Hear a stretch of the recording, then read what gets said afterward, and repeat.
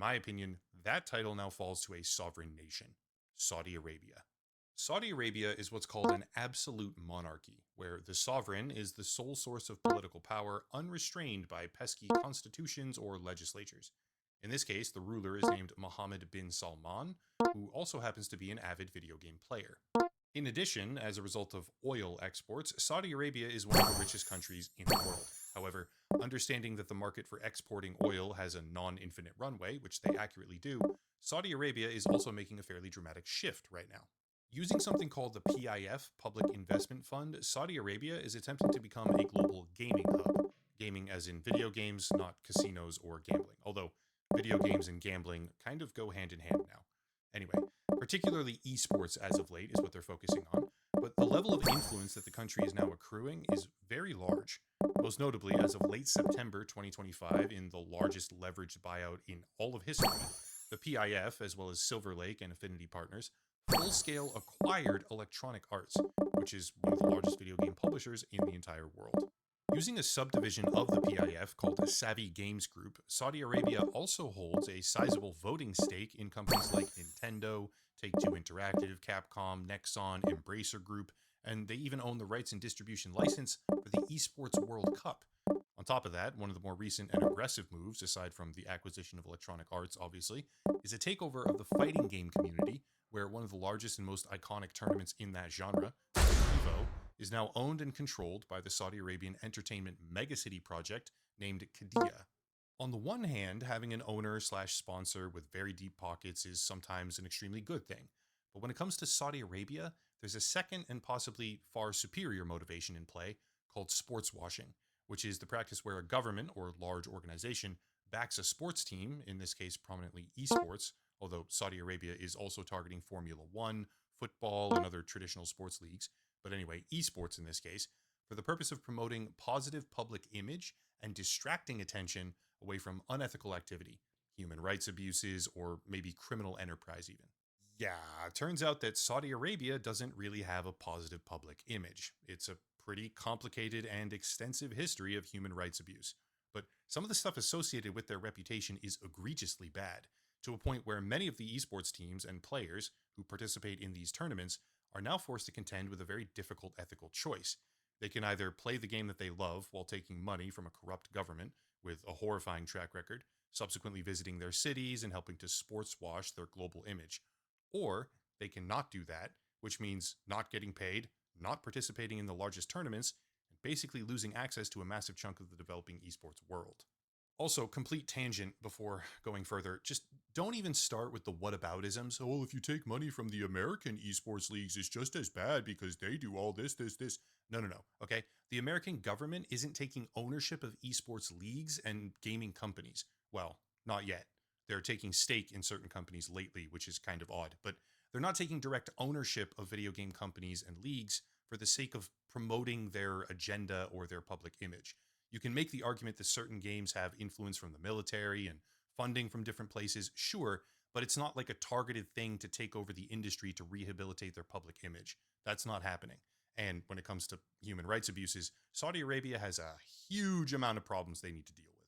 Anyway, back to my actual script. Saudi Arabia by the year 2030 wants to be the global hub of gaming, right? The centerpiece of the world. They have the money, they have the motivation, and they also happen to have almost perfect timing because a whole bunch of major video game publishing companies, as well as esports as an entire industry, is floundering. Strapped for cash, low on sponsors, or creatively bankrupt in some cases, these leagues and companies are extremely vulnerable right now to aggressive acquisitions, let's call them, which is one of the many reasons why the PIF has been so quickly successful.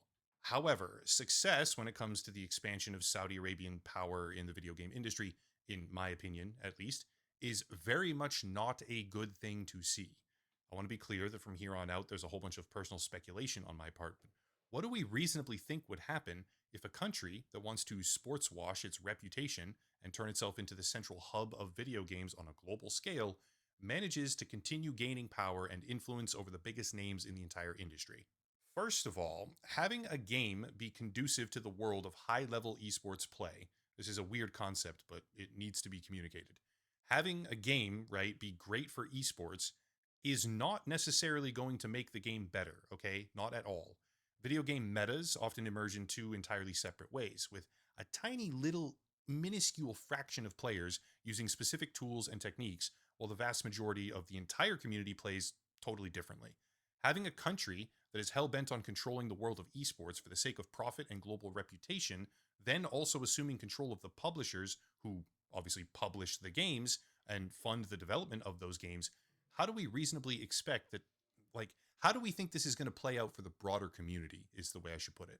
What's more, video games in general, at least lately, I'd say, are massively impacted by creative stagnation. A few major brands and long-standing franchises are becoming the sole budgetary focus for a lot of companies because they're a proven commodity, which is kind of understandable. But when lack of creative risk-taking is already at historic lows for most organizations out there, what the fuck do we think happens when a country that simply wants to more esports, like wants to produce more esports and sanitize their reputation, takes over and begins dictating corporate policy? Do we think that EA is suddenly going to revamp their focus on, like, BioWare, for example? Get back to the roots of older franchises that tens of millions of people loved and have been clamoring for, which have now been mistreated or mismanaged or stagnated for years? Or do we think they'll double down on specific sports franchises, continuing to aggressively over monetize them, perhaps more so, because these leagues contain esports potential? Make no mistake here, one of the primary disagreements that most, if not all, gaming enthusiasts have had over the past, like, decade, it seems, is that the people making top down decisions, right, the important people, aren't the people who actually care about video games. And if you then take a look at the massively growing influence of Saudi Arabia, we see a public investment fund on behalf of a sovereign nation attempting to sanitize their global reputation, which is, and I honestly can't believe I'm saying this, it's probably two or three steps worse than the corporate suits in America making decisions for the benefit of shareholders, right? It's worse. That was already bad, by the way. Don't get me wrong. I'm not saying it was good. But Saudi Arabia worming its way into the heart of the industry to try and create reputational soft power is definitively not going to result in better end products. All of the same fundamental arguments against Tencent as a company, perhaps even more so in this case, apply here as well. Huge adversarial company, or country in this case, buying up sections of the video game world for personal benefit.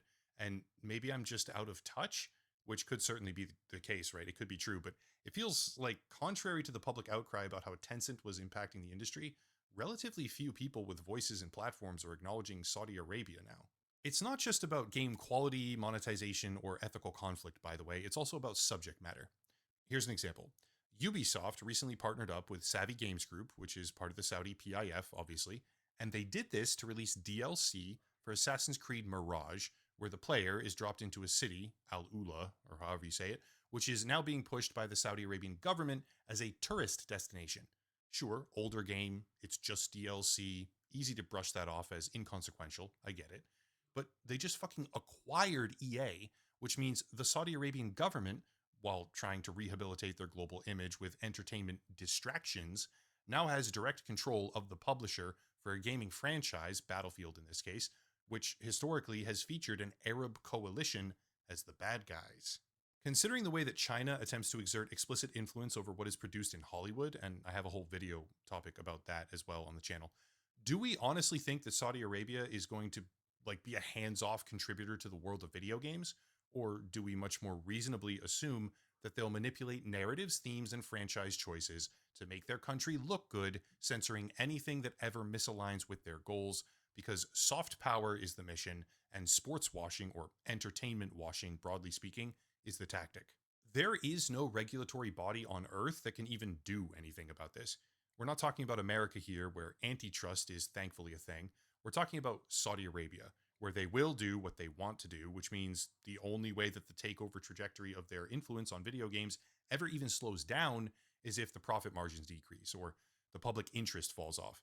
Even then, profit seems to be secondary on this for the time being, which means that the only thing we as players can do is not watch the tournaments that they own, refuse to participate in the leagues they control, and make it so that they lose interest, because no one's coming to help on this. Maybe I'm a doomer. Honestly, I hope so. I hope it's unfounded. But if Saudi Arabia is really planning to supplement their oil exports by becoming the global central hub of video games, I don't see that being an improvement of the overall market. I see increased creative stagnation, top-down censorship, tons of it, of topic, theme, and subject matter, with an overall negative impact on pretty much every single facet of the industry that vocal critics have been standing up for over the past 8 to 10 years.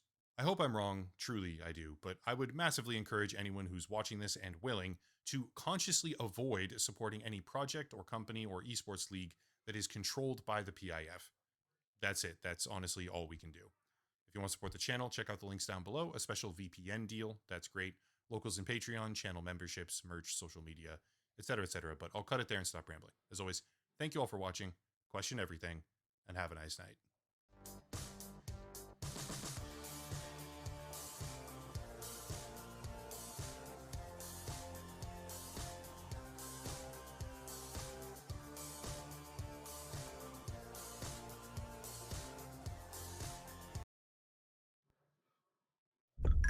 The frontier, where survival must be earned.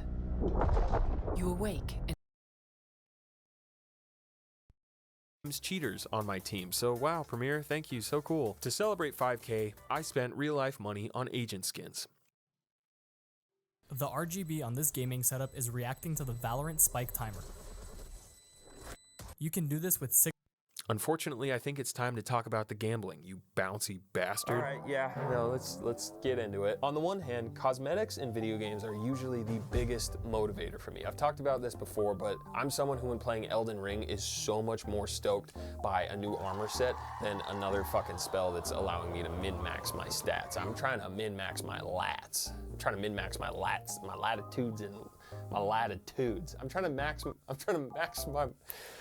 Oh my God, I'm trying to maximize my attitude. And it is no different with CS. The amount of style and expression that is possible with the plethora of skin combos, it's insane, I love it. Combine that with all of the sticker crafting, the HUD color, the view model, you can truly personalize this game to feel like it's yours. And I quickly realized that a fully black and white loadout would be possible. So to help motivate myself on this hell journey, I set certain skins as goals for hitting specific ranks. It felt fun to have like a reward system, even though at the end of the day it's still just me spending my own money. I wasn't gonna get any of these skins by trying to get them through cases with fucking gambling. Hell no. I was only gonna purchase them directly from other players. But some skins can get crazy expensive, knives in particular. For example, Master Shig very generously gave me this Brightwater bayonet back in like 2018 that I think was worth like 120, 130, something like that at the time. That knife is now worth like 350 real human dollars. But regardless of the value, most skins